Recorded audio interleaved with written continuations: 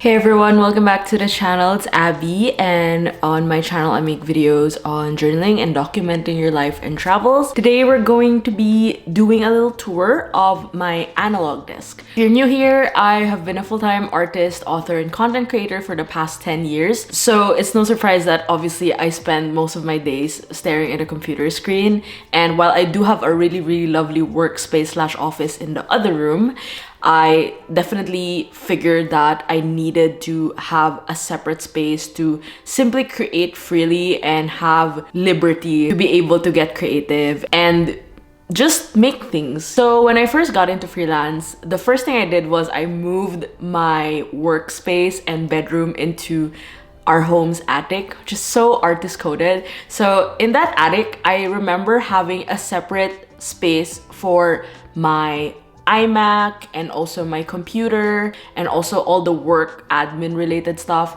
And I had an opposite table by the window where I was painting, taking photos, and doing all my analog things. So this pattern sort of like carried through the entirety of my creative journey as I moved to my own studio for a while, as I moved houses as well, and I had a bedroom that had like an L-shaped desk. I will share a lot of my previous desk tours in the description below because I do have a lot from the past, and every time I am setting up a new space, it always looks different, and I try to find ways for it to be beneficial for my workflow, and that is something that I definitely took into consideration while working on my current analog desk. So when I first moved to this apartment last summer, I immediately knew there had to be a desk area in my bedroom because it is the room with the most windows. It has 4 windows, and while I have an office, so the separate room is an office slash living room,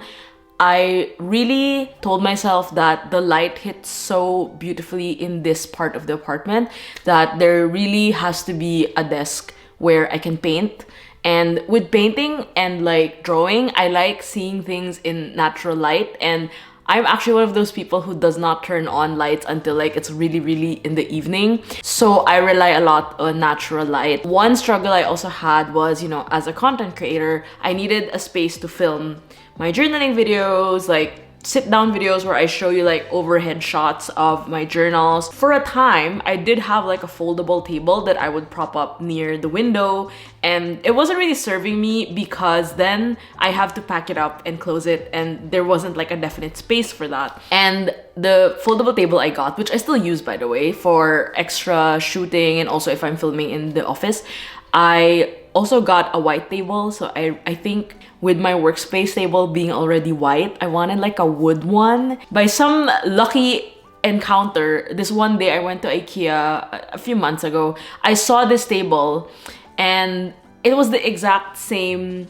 dimensions as what I was looking for, and it was deep enough that I could put my materials and still have enough space to do my things like draw and write.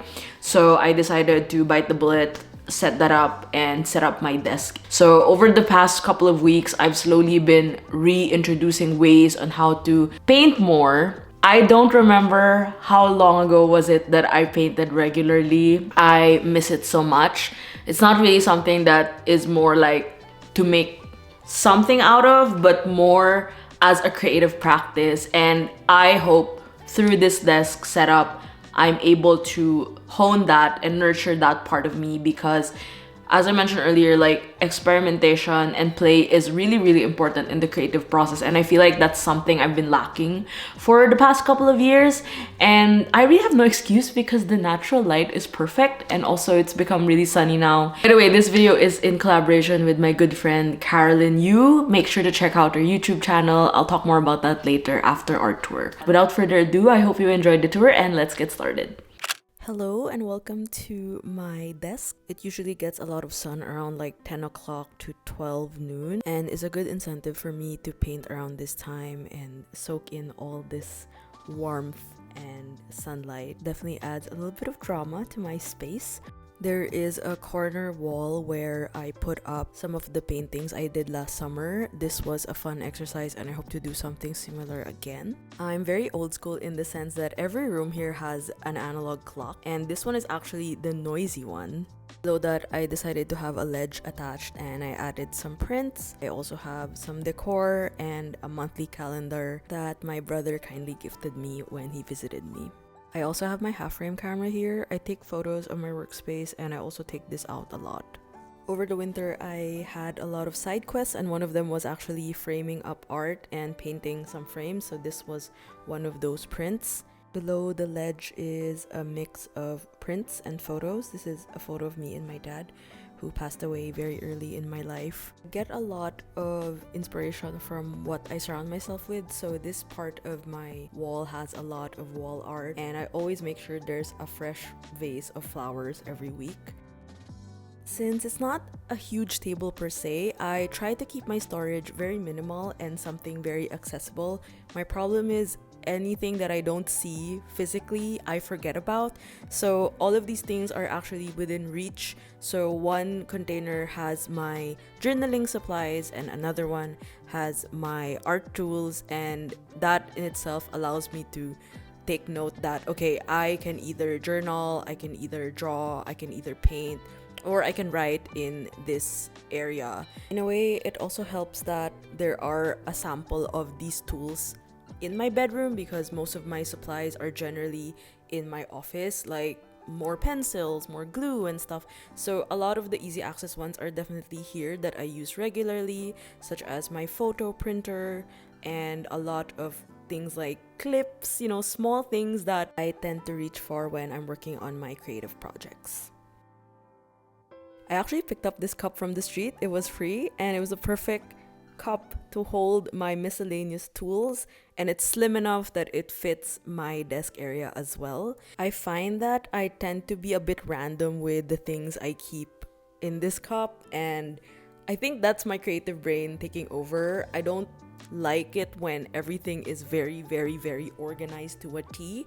So this is like a hodgepodge of writing tools that I need in case I need them, and it rotates from time to time. Like especially when I'm journaling, I will pick up a fountain pen from the other room that's like inked with a new ink that I wanted to try, for example. So it's really, you know, it's not much of a move. I just go to the other room and pick it up, but it's a good way for me to also like rotate the materials and carve out a space to be able to do my creative activities in this area. I want to say for the past month now, I've been journaling on this desk particularly.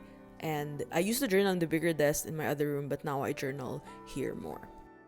One feature I liked about this desk was there was no drawers, but there's under desk storage. And I also decided to add in this basket so I can have more tools that I can add in below. Right now, I have more miscellaneous things here, still in the analog context. I mean, do you notice how much my stuff are in the same colorway? It's like red, orange, or yellow. I realized that was not planned, but I think it helps me get into the stimulation of making things. I don't know, maybe it's just a me thing, a psychological thing, who knows? I do have my paints at the bottom of my desk storage. I have my classic Fran watercolors. I also have a bigger palette, and I have this crate that contains a lot of the watercolor tubes. I am making it a mission to use more of these tubes because they're limited edition Schminke paints, and some have really cool qualities, like they're super granulating. I mostly reach for my own pan though. I've been using this for like 4 years and I take it around when I'm out and about or traveling. Again, going by the quick access situation, I think having all of them here is easy for me to pull them out and start using them. Also bonus, this was a really cute plushie that my sister gifted me. That's also down there. It's so cute. That's it for this video. I hope you enjoyed this tour. I definitely am that person who always calibrates my workspace based on how I feel. So right now, I think it's like 80% done. I definitely want to change my chair because I'm really sitting on a stool and it's not good for my back. Maybe like a foldable chair or something not too bulky, because I like the openness of the room and I don't want to bulk it up with like really thick furniture. Also, make sure to check out Caro's video on her analog desk setup. I have been really lucky to be able to connect with Caro and become good friends with her. We call each other our accountability buddies for making content and like creative practices and stuff. So we thought it would be a good idea to show you around our respective desks and how we create. And I think as artists, it's really interesting to be able to see how other people set up their spaces to make it work for them. And I'm always curious to see what's on people's desks. So in the comments, maybe let me know what are your top 3 things that are always on your desk. Like, I think for me, there's always flowers, there's always a cup of coffee or tea, and there's always gonna be a pen.